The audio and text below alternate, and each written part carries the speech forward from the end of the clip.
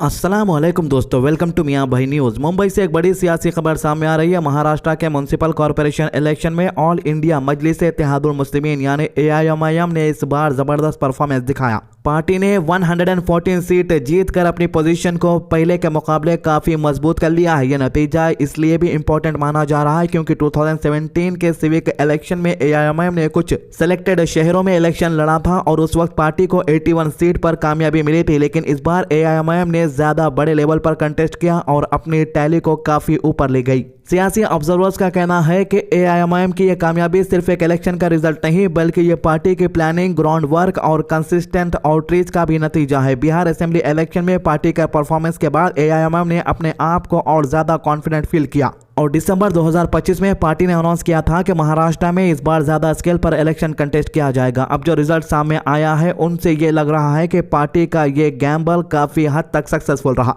AIMIM ने इस election में माइनॉरिटी स्ट्रॉन्ग होल्ड पर फोकस किया और उन एरियाज में भी अपना बेस और स्ट्रॉन्ग किया जहां पार्टी को लगता था कि उनके वोटर्स का एक सॉलिड सपोर्ट मौजूद है। महाराष्ट्र जैसे स्टेट में जहां पॉलिटिकल कंपटीशन हमेशा हाई रहता है, यहां एआईएमआईएम का इतना सीट जीतना एक नोटिसेबल डेवलपमेंट माना जा रहा है। पार्टी के लीडर और वर्कर्स के लिए ये एक मॉरल बूस्ट भी है। एआईएमआईएम का लीडर शरीक नक्शबंदी का कहना है कि असदुद्दीन ओवैसी की डोर टू डोर कैंपेनिंग और पिछले इलेक्शन में जो नैरो लॉसेस हुए थे उन्हीं चीजों ने वर्कर्स को और ज्यादा मोटिवेट किया। इनका मानना है कि पार्टी कैडर इस बार और ज्यादा एनर्जी के साथ ग्राउंड पर निकला और इसका असर इलेक्शन रिजल्ट में भी दिखाई दिया। अगर सीट की बात करें तो एआईएमआईएम अलग अलग शहरों में अपनी अच्छी परफॉर्मेंस दी है। औरंगाबाद में पार्टी ने 33 सीट जीती है, मालेगांव में 21 सीट्स, अमरावती जिसे बीजेपी का स्ट्रॉन्ग होल्ड और बीजेपी का गढ़ माना जा रहा था और ये कहा जा रहा था कि यहाँ पर एआईएमआईएम का एक भी सीट जीतना मुश्किल है, वहाँ पर एआईएमआईएम ने 15 सीट जीते हैं। और यहाँ पर कि बीजेपी की एक स्ट्रॉन्ग लीडर जिसे नवनीत राणा भी कहा जाता है, इसने बड़ी बड़ी बातें की थी, भड़काऊ बयानात दे दिए थे। इसका भी नतीजा यही हुआ कि कुछ कामयाबी इन्हें हासिल नहीं हुई। नांदेड़ में 13 सीटें, धुले में 10 सीटें, सोलापुर में 8 सीट्स, मुंबई में 6 सीट, थाने में 5 सीट, जलगांव में 2 सीट और चंद्रापुर में 1 सीट पर एआईएमआईएम को कामयाबी मिली। ये डिस्ट्रीब्यूशन ये बताता है कि पार्टी का इम्पैक्ट सिर्फ एक रीजन तक लिमिटेड नहीं रहा बल्कि कई जगहों पर एआईएमआईएम ने अपनी प्रेजेंस रजिस्टर करवाई है।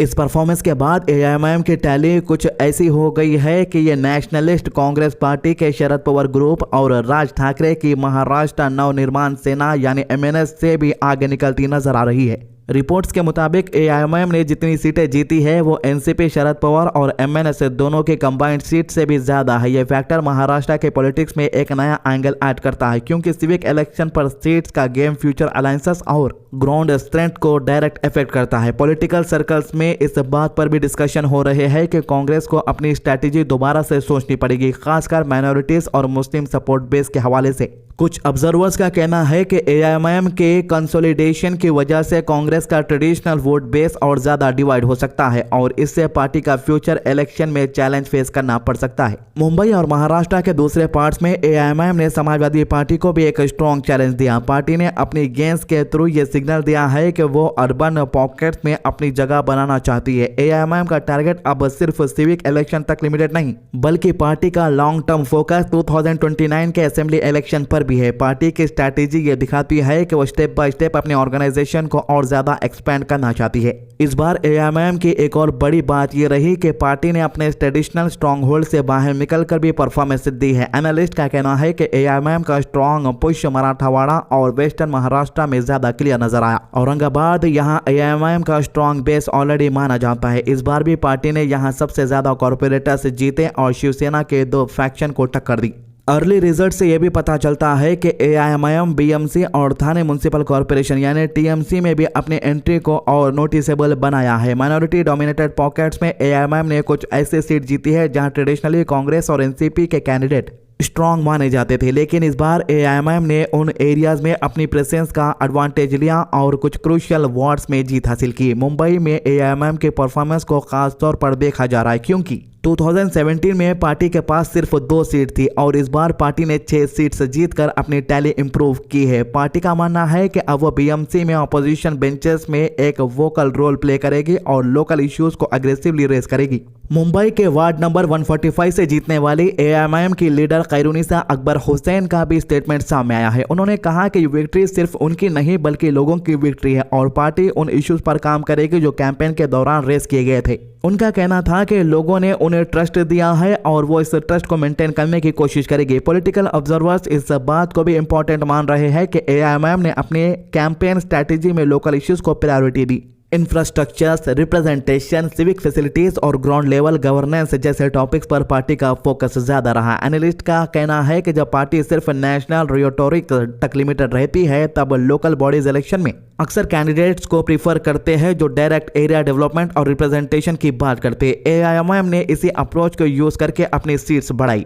इससे पहले 2 दिन पहले नेशनल मीडिया में हेडलाइंस पर आ चुकी थी एआईएमआईएम पार्टी, जिसमें अकोट म्युनिसिपल काउंसिल में बीजेपी के साथ हाथ मिलाने का इल्जाम लगा था, लेकिन यह एसोसिएशन ज्यादा देर तक टिक नहीं सका। रिपोर्ट्स के मुताबिक कांग्रेस, शिवसेना और एमएनएस की तरफ से स्ट्रॉन्ग क्रिटिसिज्म और आउटरीच के बाद बीजेपी ने वहां से अपना सपोर्ट विड्रॉ कर लिया था। तो ये जो अलायंस हुआ था ये दोनों पार्टीज को भी नहीं मालूम था, ना बीजेपी वालों को मालूम था ना एआईएमआईएम को मालूम था। जो वहां पर के लीडर्स है उन लोगों ने अंदर अंदर ये डील कर ली थी, लेकिन जैसे ही मीडिया में बात आए तो ये डील टूट गई समझो। एआईएमआईएम का रिकॉर्ड सिर्फ महापालिका इलेक्शन तक लिमिटेड नहीं है। पार्टी ने दिसंबर में हुए नगर परिषद और नगर पंचायत इलेक्शन में भी नोटेबल परफॉर्मेंस दी थी, जहां एआईएमआईएम ने 83 सीट जीती थी। सिर्फ इतना ही नहीं, पार्टी ने एक नगर परिषद प्रेसिडेंट का पोस्ट भी सिक्योर किया था। पार्टी का कहना है कि ये रिजल्ट उनके पॉलिटिकल अप्रोच और पब्लिक सपोर्ट का प्रूफ है। एआईएमआईएम ने अपने स्टेटमेंट में यह भी कहा कि महाराष्ट्र के म्युनिसिपल काउंसिल इलेक्शन में उनकी सक्सेस ये दिखाती है कि लोग डेवलपमेंट, जस्टिस और स्ट्रॉन्ग लीडरशिप के साथ खड़े हैं। पार्टी ने इस आउटकम को ग्रास रूट एफर्ट और local level long standing work का रिजल्ट बताया। एआईएमआईएम का मानना है कि परफॉर्मेंस सिर्फ एक इलेक्शन विन नहीं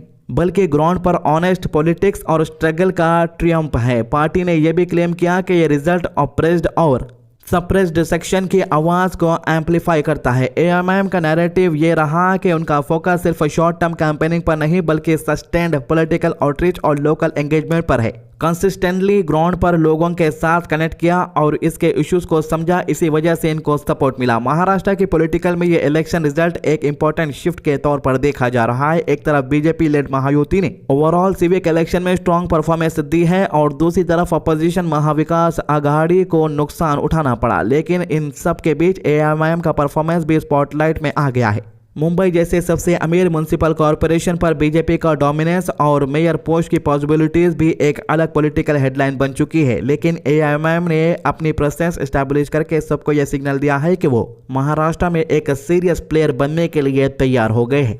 एआईएमआईएम चीफ असदुद्दीन ओवैसी को इस बार भी पॉलिटिकल सर्कल्स में डार्क हॉर्स के तौर पर देखा जा रहा है, क्योंकि पार्टी ने एक्सपेक्टेड से बेटर रिजल्ट दिया है। 29 म्युनिसिपल कॉर्पोरेशन में 114 सीट जीतना एक बड़ी जंप है, क्योंकि पिछली बार पार्टी को 80 या 81 सीट पर सैटिस्फैक्शन करना पड़ा। आने वाले दिनों में ये देखना इंटरेस्टिंग होगा कि एआईएमआईएम अपनी इस सिविक सक्सेस को कैसे कन्वर्ट करती है। क्या पार्टी लोकल गवर्नेंस को, अपना प्रॉमिस को डिलीवर कर पाती है और क्या अपनी इमेज को एक डेवलपमेंट फोकस पॉलिटिकल फोर्स के तौर पर एस्टेब्लिश कर पाती है। साथ ही ये भी देखा जाएगा कि महाराष्ट्र की बड़ी पार्टी जैसे Congress, NCP faction, Shiv Sena group और एमएनएस एआईएमआईएम के इस राइज का रिस्पॉन्स कैसे देते हैं। ऑलरेडी एकनाथ शिंदे का बयान भी आ गया। इसका कहना है कि एआईएमआईएम देश के लिए खतरा है, चिंता करने की जरूरत। इसके अलावा बीजेपी और बीजेपी के अलायंसेस से और भड़काऊ बयान निकलकर सामने आएंगे, क्योंकि ये लोग नहीं सोचे थे कि एआईएमआईएम इतने सीट जीत सकती है। फिलहाल इतना तय है कि महाराष्ट्र के सिविक इलेक्शन में एआईएमआईएम का परफॉर्मेंस एक स्ट्रॉन्ग पॉलिटिकल मैसेज के तौर पर सामने आया। ये रिजल्ट न सिर्फ एआईएमआईएम के लिए इंपॉर्टेंट है बल्कि महाराष्ट्र की फ्यूचर पॉलिटिक्स और अलायंसेस के लिए भी एक सिग्नल माना जा रहा है।